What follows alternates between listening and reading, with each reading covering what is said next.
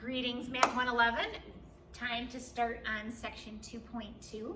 I've been excited to see the work you have done so far, so good job. So we're going to talk about bar graphs, circle graphs, and time series graphs. Being able to communicate information in a way that people can absorb it is super important, and not mislead them. That's the other part of it.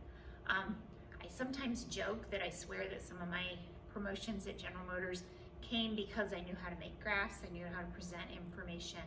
I literally had an assignment where the top manager gave me the fancy office next to him because he liked it that I would do his PowerPoints and do his graphs for him. So this is, again, a job skill that's important. It's not just something to keep you busy. So make sure you learn this.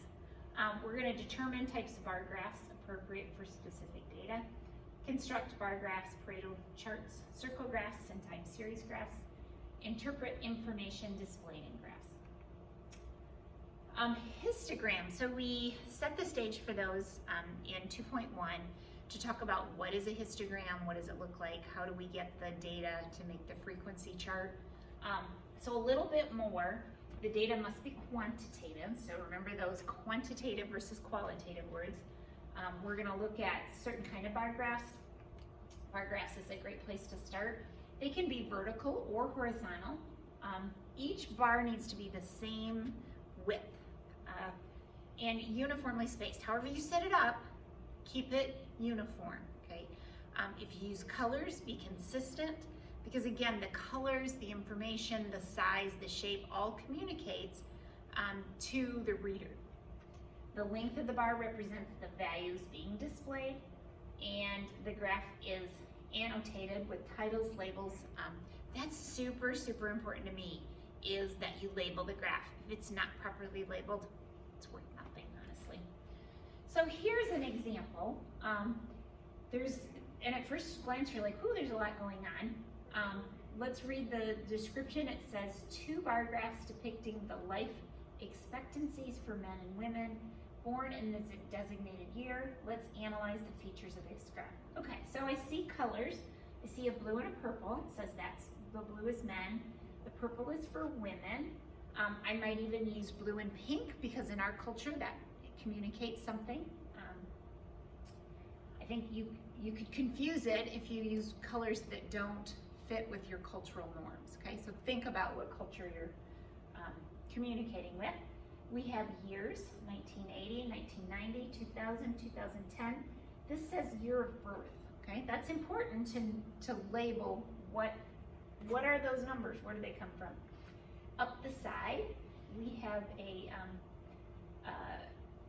numbers that show us this is 0, 20, 40, 60, 80, 10. This scale needs to be consistent, needs to be even, just as it would on the x-axis.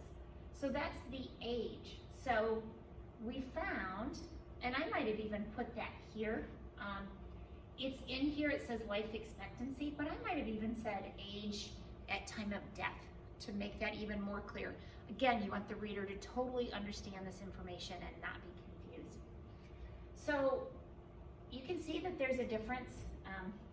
Probably everybody knows that women have longer life expectancies. Lots and lots of reasons why. We don't get into that in this class, but lots of reasons why. If I move over here, this is the exact same information. I see this little squiggle. Remember, that's one of those fun technical words. This is a squiggle. It says we took this piece of the graph and squinched it a little bit, okay? So let's see, that was 65.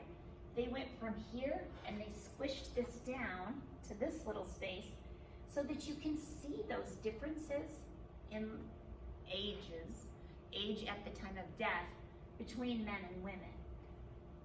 It highlights the differences. Didn't change any data, didn't come from different sources. I didn't change the way I labeled anything. I simply highlighted what I wanted to highlight. If you have done yearbook or newspaper or anything, you know there's only so much space that you're allowed to publish.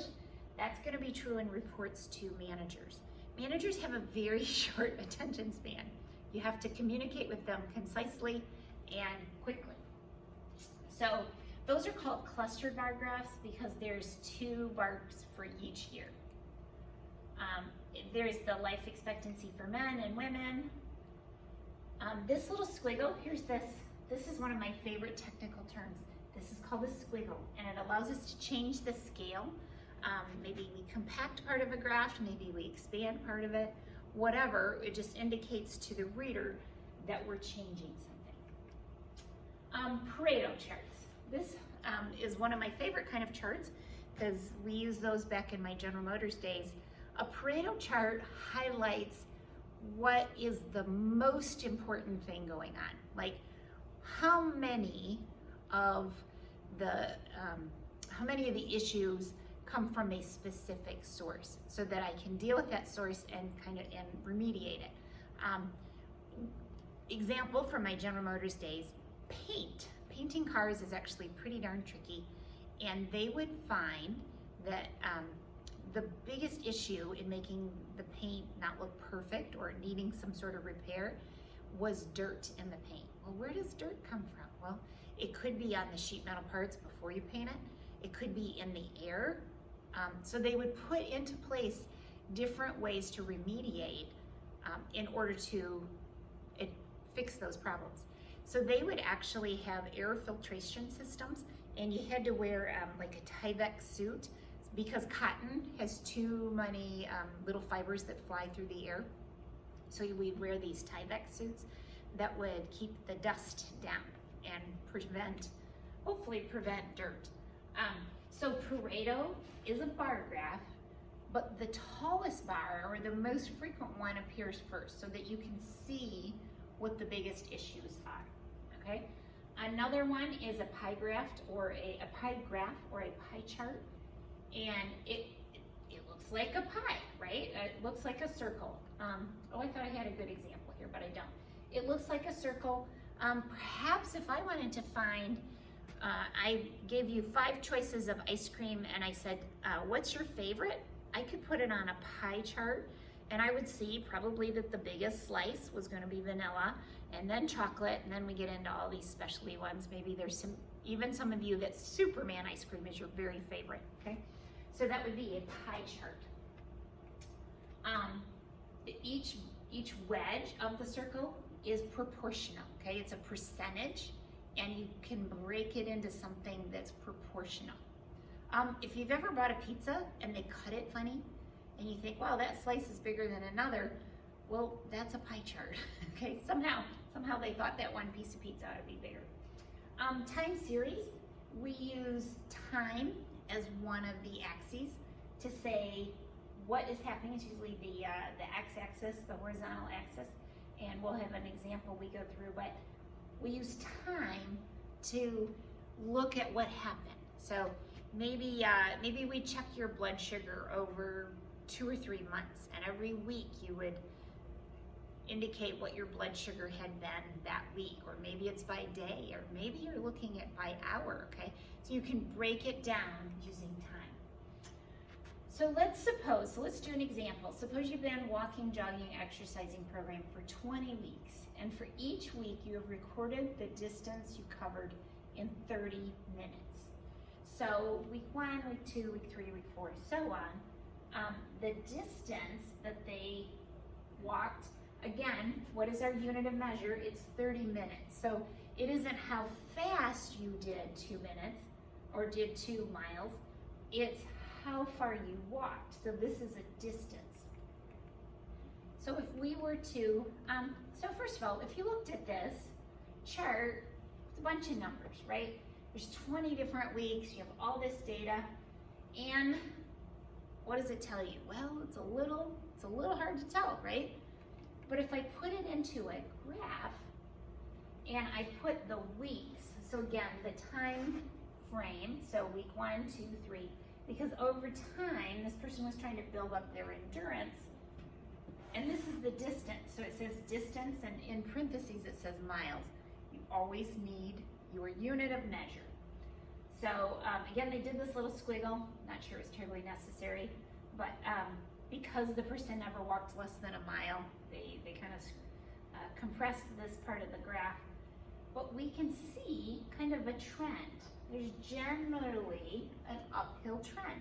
So over time, over this 20 weeks, this person was able to walk or jog a little bit farther. Every week, it just kept getting a little bit better, a little bit better. Now, some weeks we had a dip. Maybe they worked more hours this week.